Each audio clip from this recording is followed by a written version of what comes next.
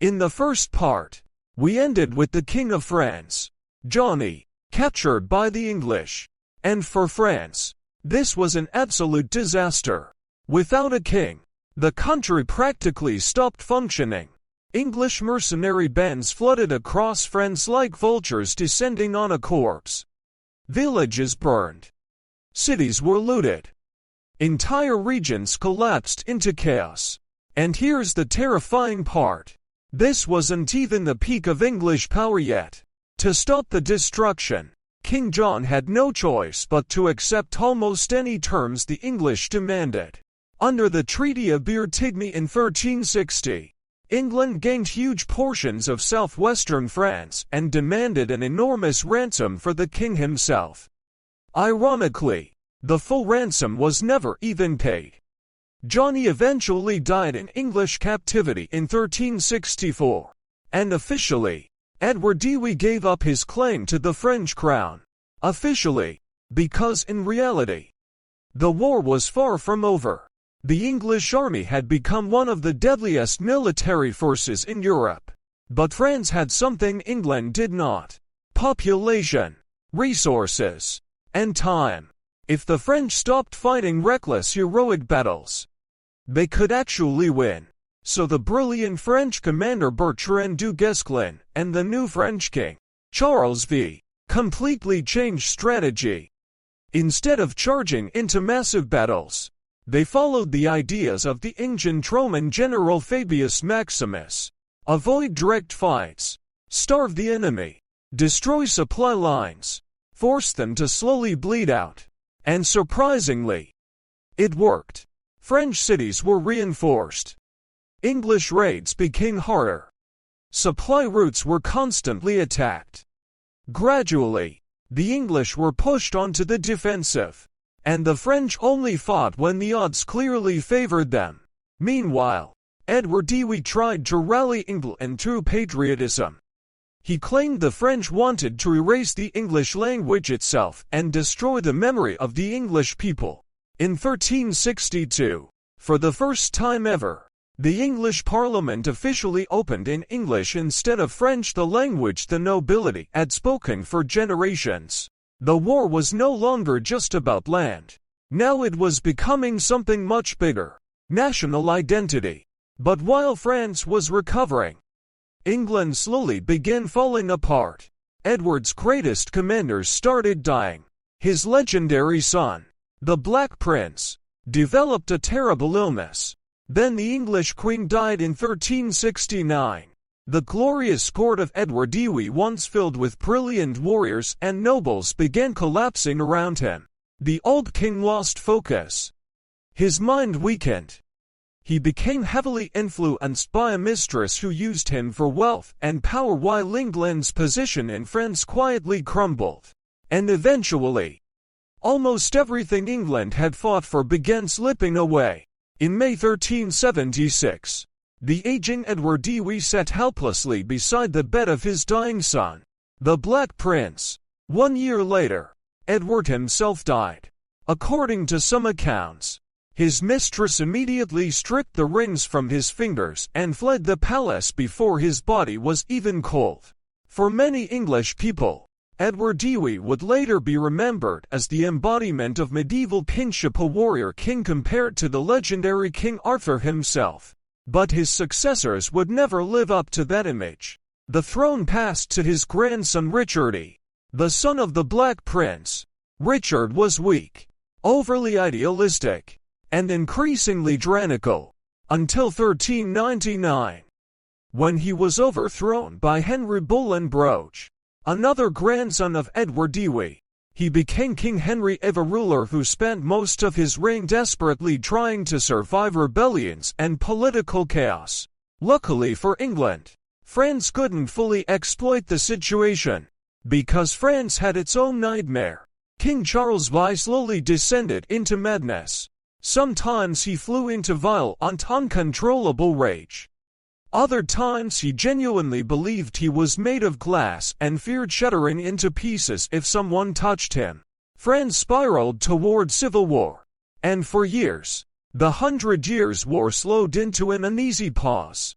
until a new king rose in England, Henry V. And unlike the rulers before him, Henry was terrifying. He was intelligent, charismatic, disciplined, and one of the greatest military commanders England had ever produced. But he was also ruthless. One historian later wrote that Henry V proved a man could be both a hero and a monster at the same time. In 1415, Henry launched his invasion of France. Around 12,000 men crossed the English Channel. Before landing, Henry sent the French a final message: "Give England what is rightfully ours, and there will be no bloodshed."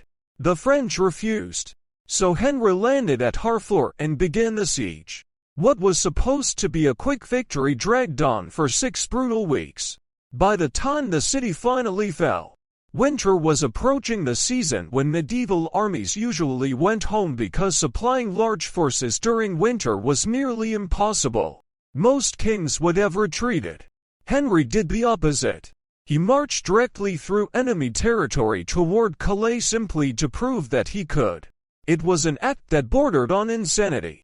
And then disaster struck. Disease ripped through the English army. Dysentery and typhus, the real killers of medieval warfare, devastated Henry's men. His army shrank to barely 8,000 exhausted soldiers. Yet somehow, Henry kept moving, and waiting ahead for him was a French army nearly twice his size. The French believed the English were doomed. They had believed that before. At Agincourt, history repeated itself. Mud-trapped, heavily armored French knights as waves of English arrows crashed into them. The battlefield turned into slaughter. The English longbow once again shattered the pride of French nobility. And suddenly, Henry V became the most feared man in Europe. Over the next few years, he captured more cities across Normandy. Then in 1419, everything changed forever. The powerful Duke of Burgundy, John the Fearless, was assassinated by political rivals during negotiations, and through the crack in his skull, England entered the heart of France.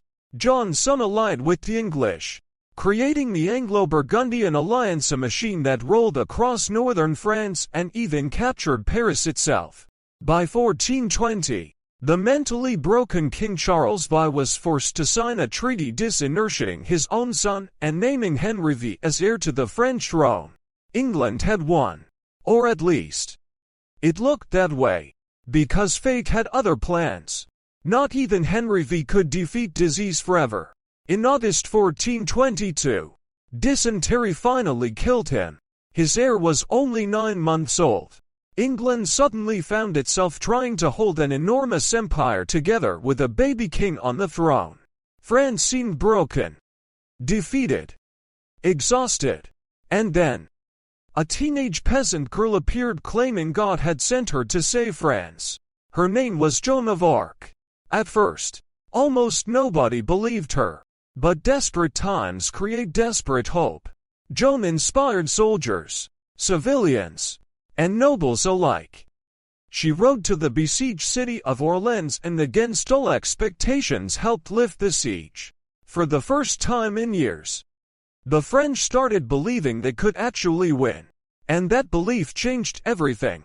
French armies went on the offensive. English fortresses began falling one after another.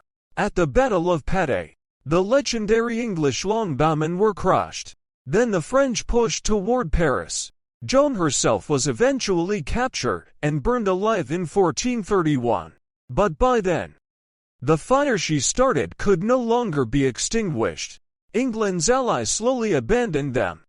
Money ran out. Support collapsed. And one by one, English territories in France disappeared. In 1450, the English were destroyed at the Battle of Firminy. 3 years later, at Castellon, the last great English commander, John Talbot, was killed under devastating French cannon fire. It marked the true end of the 100 Years' War. After more than a century of bloodshed, England had lost almost everything in France. But strangely, both nations emerged stronger because of it.